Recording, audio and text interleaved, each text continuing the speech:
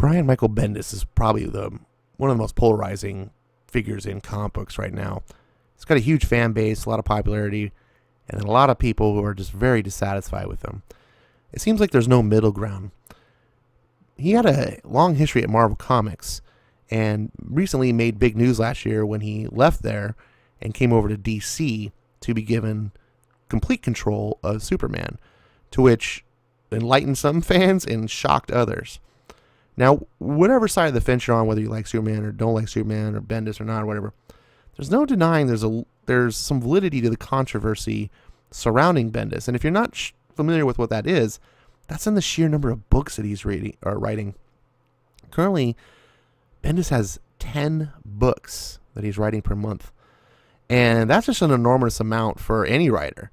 Bendis himself was once quoted as saying he felt comfortable writing 4 books a month. And I think for a lot of writers, 3 is pushing it.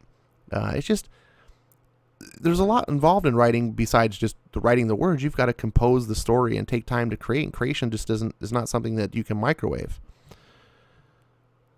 If you're not sure what the books are, if you say, he's not writing 10 books, I'll name them off for you.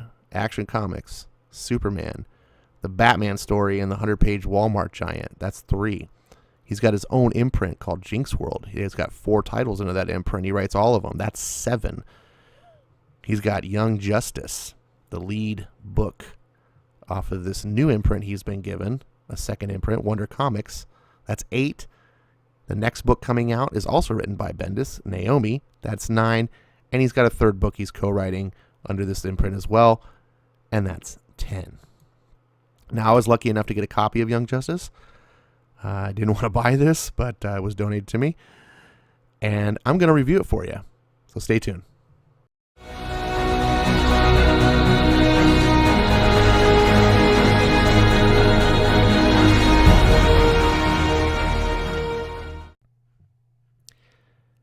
Now, I'm going to first state the caveat that I am a bit biased when it comes to Brian Michael Bendis.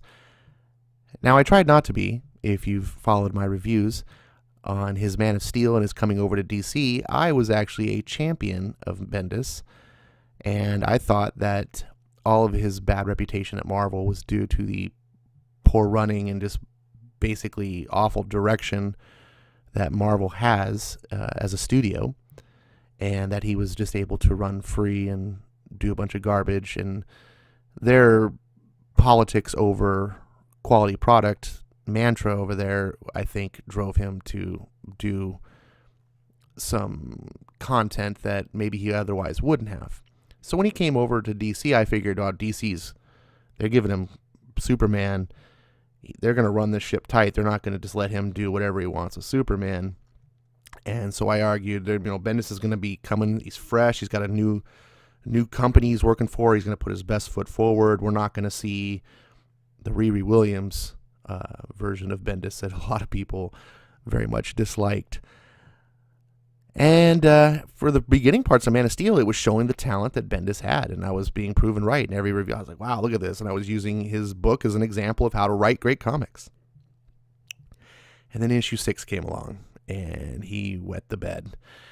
It was pure unexcusable for someone of his stature and talent level to pull the Deus Ex Machina ending that he did.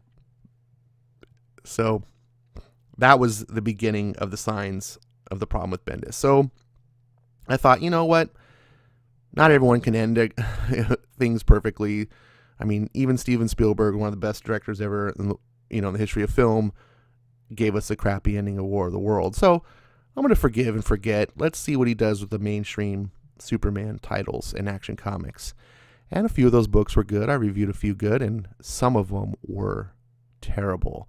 And now that we're in 6 issues into both of them, I'm starting to see that Bendis is not edited. He is, with all these titles, is definitely not writing up to his potential. He's basically become a hack, what I would call.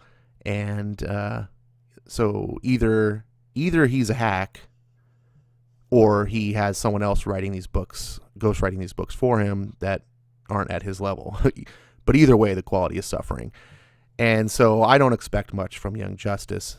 And I will also state my bias that I do not like legacy characters, and I don't really like kids as heroes. Young Justice is both. I really, one of the things that kept me from DC for so long was this very thing, having like cloning your characters over and over. You know, you have a Wonder Woman. We don't need another Wonder Woman. We don't need another Superman. We don't need another Flash. We don't need another Green Lantern. We don't need another Batman. We don't need another Jonah Hex. I think Amethyst is the only original character that's on here. There's no originality. And so when I was young, I was a big Marvel fanboy, and they were called the House of Ideas for a reason, because they didn't do this. They came up with new characters that were interesting.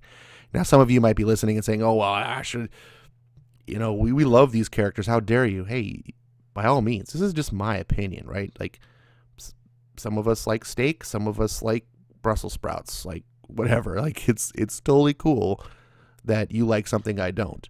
I'm just stating my bias to you so that I'm, you know, forthcoming, and you know, I want to be transparent and try to give you the most honest review I can. And also so that you can translate this review to you, you know, if you... Anyways, let's get on. I got the digital copy, courtesy of Sergeant Bats.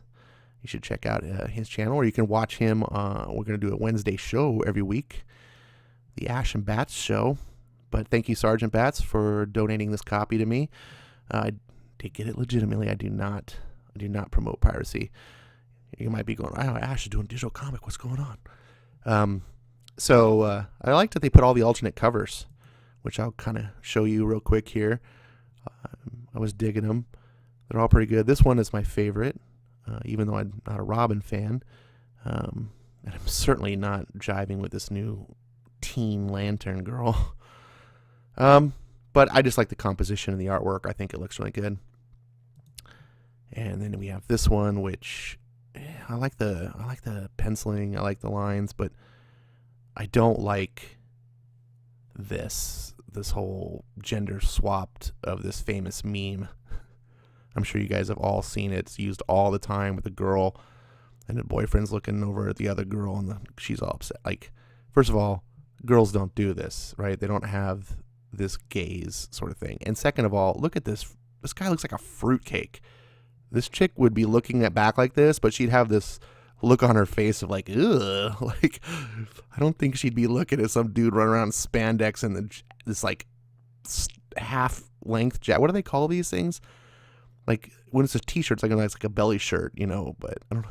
Just, this looks awful. In 90s, you know, they're calling, they want their Superboy back. I hate this design so much. And it's a modify of the old design. It's somehow they made it worse. Whatever. And this was a pretty good one. I don't like Wonder Girl, but you know, that's just because I don't like legacy kid characters of existing characters. But I do like the art. It's cute and it's charming, and it's, you know, it's nice, whatever. And then we got the black and white inks version that some people really dig. I'm not so big on these. This inking is done for coloring, and so, you know, when you take the coloring out, it looks too stark. I think if you're drawing for black and white, I think you ink differently. I believe. I think you should, but whatever. And let's get into the book. So it starts off with a mysterious guy trekking through the desert wastes. Is this a Star Wars book? What's going on? My Lord Father, after years of study, I believe I may have figured out what happened to us. You remember a place called Earth? My birthplace. So I don't know who this guy is. He's talking about stuff, and he's talking about just gem world, blah, blah, blah. Okay, that's cool. I don't need to know everything right in the way. And they give a face reveal here, and I'm sure longtime DC fans might know who this is. I'm assuming by showing his face like that he's somebody we should recognize. I don't recognize him. You can put him in the comments if you want to help reduce my ignorance. If you're new to my channel, by the way, I am a DC noob. I'm a longtime comic fan, going back to the mid 80s, but I was a big Marvel fanboy and Image fanboy, and along with some indie comics. I kind of stayed away from DC because I just thought it was cheesy. I had a lot of bias. Anyways, I cover that in other stuff. I do love DC now. I'm not mocking DC fans in any way. I'm just admitting that I was wrong. But some of these reasons are why. So we go to Metropolis, and I don't know what that is, but kind of looks like maybe Superman's flying around, but it's never really explained. So we got some sirens. Well, shit. Okay. Now, first of all, I thought this was a comic for kids. I thought the whole point of Wonder Comics was like, we're going to write comics for kids. That's why we have this separate imprint. These first 2 pages look like a comic for adults. Not that it's adult content, but it looks like serious, like it's not trying to aim to kids. Like this just looks like any other comic that we'd read that, that targets adults. None of it so far feels youthful at all. So we got this car careening out of control. I don't know why. The police stops them, and we find out it's Ginny Hex. Why can't it be Jonah Hex? Oh, because it's Young Justice. That's why we need another Hex. Okay, enough of that. So, of course, she's cute and adorable, and officers trying to get her license and registration. And then while she's dealing with the officer, something happens, and portal opens up in the sky, and it's these people from this gem world. So, okay, this is starting off okay. These guys come through, and they look really neat, and Gleason's art shines. I really, really like this. Some of the writing, though, is just... So here we have, yep, this is Earth. That smell. You can only find it on Earth. Really? Hey, up here. Bring me the one you call Super. The 12 Kingdoms Gem World would have word with your champion. Please don't step on my line. Womp womp. Come on. I thought that was corny. So the police officer is going to take a shot. Everyone get ooh. And then apparently they can encase people in gems. Okay. Superman. Yell for Superman. He'll hear it. Not every time. So Ginny gets out her gun and starts shooting. Gets the attention of bad guy. And she says, I'm having a weird day. And then, all of a sudden, Robin's on top of her truck. Why? Because this is Brian Michael Bendis, and he comes from the House of Nothing Matters. That would be Marvel. They're no longer the House of Ideas. They're the House of Nothing Matters. And we don't need an explanation. Just Robin just appears. Is everyone okay? You're Robin. Well, one of them. Really? No. There's one Robin, and you're it. Dick Grayson is Rick Grayson, and the other one is Red Hood. So who are the other... Anyways, it's not like Bendis knows anything about DC, apparently. Is this one Superman? Whoops. Everyone down. You better haul ass yourself. So we get a little shootout because, these aliens, shooting them and using a staff on them works. So then Bendis loves to do nonlinear storytelling. So we get 4 minutes ago. Is there something important going to happen? No, just Rick Grayson riding up on his motorcycle and running into who else? Wonder Girl. Oh, okay. And we get this just not awkward, just this dialogue. Look, Tim Drake? Cassie Sandsmark? Tim Drake! What are you doing in Metropolis? Working. Going to school in the fall. You have a job? Well, we can't all hit the Wayne Foundation Life Lottery. I'll take that sass from just about anyone else in my life, but not Zeus's granddaughter. No allowance in it. Really? Zeus, what a cheap ass. Everyone says it. You have to tell me. Now, how did you end up in Metropolis? Where have you been? I've been feeling, hard to describe.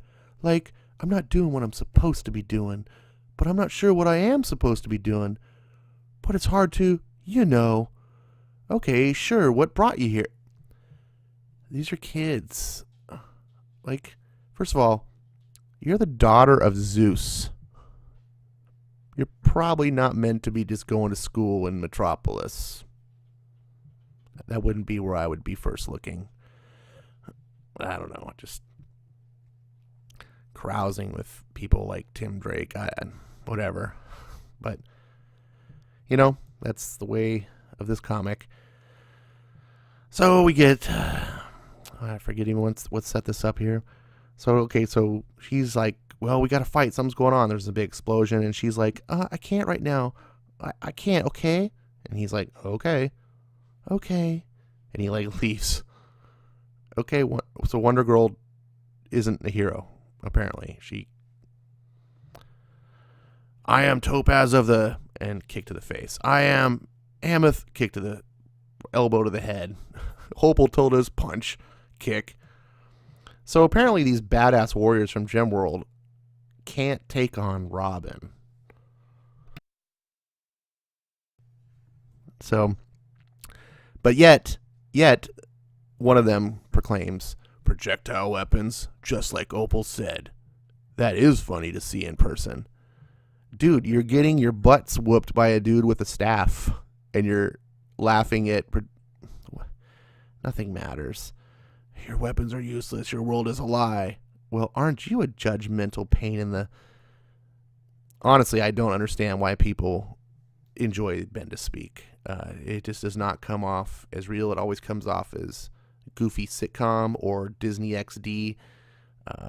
It's like if I was reading Saved by the Bell, the comic book, maybe it would work. And then all of a sudden, because nothing matters, call somebody, anyone, Superman, the Justice League, or Harry Potter. Here's Impulse, coming from a playground near you. Who are you? Impulse. Who? Kid Flash. Then say that then. Well, isn't there already a Kid Flash? Isn't that the other Wally West? And why do we need 4 Flashes? And if Dan Didio doesn't like legacy characters and he's killing off, or he just killed off the older Wally West, why are we introducing another Flash character? I don't get it. Well, it's because Bendis is uneditable. He's got full control. I'm presuming pretty soon we'll see Bendis take some big high job like chief creative officer or something. It's really weird how much power they're giving him. Wally shows up, or sorry, not Wally, Bart shows up, and he's doing his thing, and the art is gorgeous, and I really love how Gleason draws, and particularly how he draws kids. This is so good when he was doing John Kent, and this is really charming art here with Impulse, and it makes you just love the character, right? I don't fault anyone for loving these characters and wanting to like this book, even though it's not necessarily my cup of tea. I can definitely see how it is a cup of tea of a lot of other people, and as someone who buys the comic books for a kid, I would like to see more cool comics for kids. So I don't have any agenda against this book.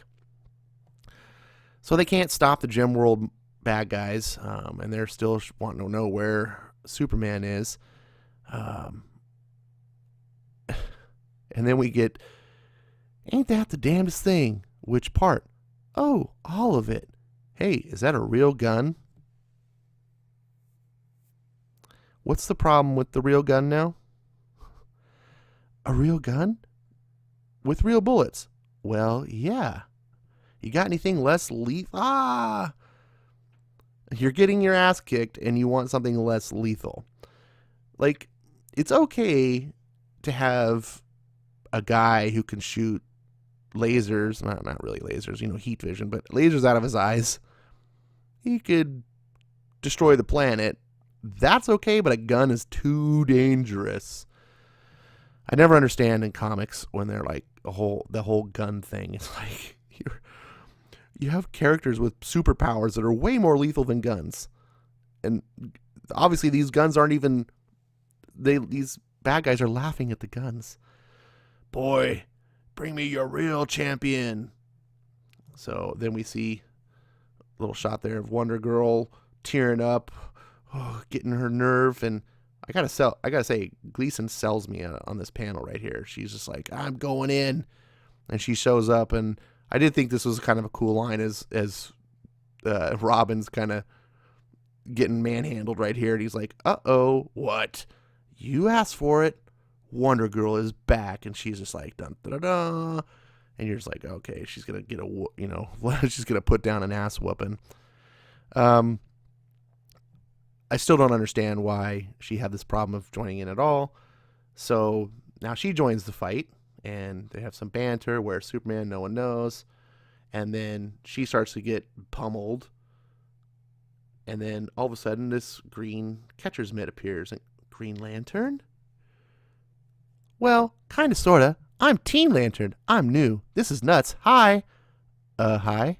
Like, just, okay. So apparently, at the right moment in time that Cassie shows up and gets pulled over by the cops, Tim Drake just happens to be nearby. Wonder Girl happens to be nearby. And then Impulse just happens to be nearby, and then this other girl that they don't even know who's a Green Lantern happens to be nearby. just pure contrived writing, and so now Ginny's like, oh, I gotta get my stuff in the back of the truck, and I don't know what this is happening. It's happening, Bart, it's happening. I couldn't follow that. So she pulls out this ray gun, whatever she's gonna do with that. And Bart, we talked about this. I know, I'm impulsive. It's my thing. And Bart's, I don't know what really Bart is doing, actually. So this was a little bit unclear to me. It was not very coherent. But what happens is they get sucked into well, not yet. You can see here the dialogue. Bart, we talked about this. Die. I know. I'm impulsive. It's my thing. This is the first time I'm doing this. What are you talking about, please? I'm with clearly artificial modulated voice Green Lantern person. What's happening? We're being invaded. No. Us. We. Duh. Okay. Young Justice is back. Okay. Are they? Like, you just randomly encountered on the street, and now it's like you're a team. Like, what? And where are you back from? Where were you? There's no sort of even like acknowledgement from anyone like, hey, we should be back. It's just boom, we're back. Like, this doesn't even make sense. It's just, this is written for like 10-year-olds, but it's not written towards 10-year-olds, if that makes sense. Like, it's a 10-year-old's not going to care about all these like missing plot points and things like that. They're just going to care about the action and a loose plot. But as an adult, you have these holes and things don't make sense. It bugs you. And then we get a cheesy thing. Young Justice Assemble. Get it? Because that's what the Avengers say. What? Young Justice United. So they're retreating. She says, are we retreating? You can tell your Superman we accept his forfeit of this battle. Oh, we are retreating. This is embarrassing. No, we have what we came here for. You do? Okay. So the Young Justice, they have the assemble thing. Again, my friend gets excited. Yeah, I didn't agree to anything. Yeah, good point, Wonder Girl. Does this include me? I'll get a better name.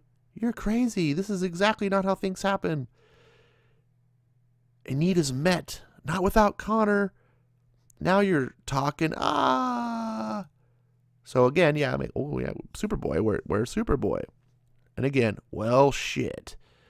Or fuck? Or who knows what they're saying here? Is this a kid's book? Why are we cussing? So they're going through a portal, Evil Dead style, in a car. I don't know what's going on here. And then they arrive. Ow, he's on the floor. Can I help you? That's one question. I have quite a few more. Like, what are you doing in the House of Amethyst? So now we see how her character joins.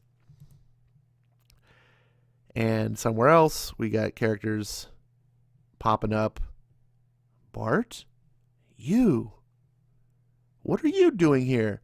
Well, how convenient. You were just saying you needed Superboy, and you went through a dimensional portal to God knows where, and Superboy is just right there. Nothing matters. Just listen to this dialogue. Connor, Superboy, that's a very good question, and I promise I'll answer it as soon as you just tell me how. How what? How did you grow that beard? And that's the end. That is Young Justice. Oh my goodness. Nothing happens.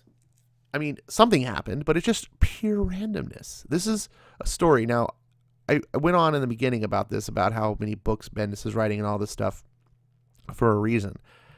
Because now if you take that into context and you see what I just went over, you can see that this was just nonsense. It was just character A meets character B, and then character C shows up, and then character D shows up, and then character E, and finally character F. And it's just all perfectly, just no reasoning, no explanation, just perfectly convenient. And we get random villain that doesn't need any sort of characterization or anything. They just show up out of nowhere. They fight until they're no longer needed by the script, and then they go away, and then the characters follow them so they can get to a new setting, and the end. But that's it. We just put these characters, like, just literally just tossed them in a box, shook it up, and that was it. Now, I say this a lot about Bendis. I don't like the Bendis speak, and there's certain things I don't like about his writing, but the guy has a talent for words. He's a wordsmith. So when you read his books, they're not painful, right? They're not boring. And so that's a plus. But when you're done, you just realize that you were just baffled with bullshit. Nothing really happened. It was just a bunch of, easygoing words that felt good to just like read because you like the characters, but nothing happened, and it was meaningless, and there was no thought to the plot, and it insults your intelligence. It's written in a way of like, you're not going to care that these characters have no motivation or reasoning and there's all these plot holes. You're an idiot, right? So that's my take on it. And when you realize that, or at least you perceive that, it really makes it hard for you to enjoy the story. So I did not like this book. I didn't find it offensive. I just don't feel it's a good book. And I don't think it's a good kid's book. I mean, if it were saying it's just not for me, okay. But I don't even think it's good for kids. I don't know who this book is for. Well, I kind of know who it's for, but I don't want to get negative about certain types of people. I just don't think this is good comics. And I think it's because Bendis writes way too much. Here's his other book. You get to see who is Naomi. She's, who knows. You get a little preview right here. Big, massive, nice art. I like the splash. And another big, massive. It only lasted 17 whole seconds. Naomi #1. See Superman fighting and bouncing off and then flying through this portal. And then this word nonsense. Oh my God. This is Bendis super pleased with himself. These characters essentially saying nothing. Look at this. Look at these people. And to be continued.